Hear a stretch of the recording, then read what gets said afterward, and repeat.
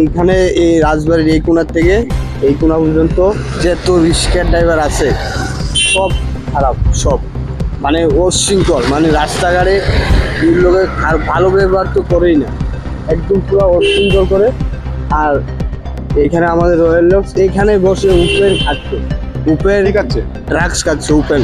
আমি একটু আগে দেখেছি, এখান থেকে এসেছি আমি, এখানে দেখছি মারছি বসে বসে আমাকে। আমার পুলিশ কি করবে, 2-3বার রাউন্ড দিচ্ছে, আবার ঘুরে রিক্সা ড্রাইভার আবার এসছে, মহিলা পর্যন্ত বেচছে এখানে। উপেন দেখেছি আমি, উপেন। কতদিন ধরে এরকম এই দেখে চলছে? কতদিন কি এখানে চলছে, প্রায় 2 থেকে 3 বছর রানিং এইভাবে চলছে, কোনো শাসন কিছু নেই। বেচা কেনা হয় না এদিকে? বেচা কিনা তো উপেন হচ্ছে, মহিলা বেচছে এখন, মহিলা, পুরুষ তো ছাড়ি, মহিলা পর্যন্ত বেচে। তোমরা একটা সংস্থা করছে, এখানে সরকারি অফিস আছে, তোমরা কি বলবে, প্রশাসনের কাছে কি দাবি রাখবে এই বিষয়টা নিয়ে? যুব সমাজ শেষ হয়ে গেছে অলরেডি, যুব শেষ, আমাদের যুবক পুরা নিলামে। প্রশাসনকে কঠোর পদক্ষেপ নেওয়ার জন্য কি বলবে? কি আর বলবো, শাসন তো করতে সবকিছু বন্ধ করতে হবে। আমাদের ত্রিপুরা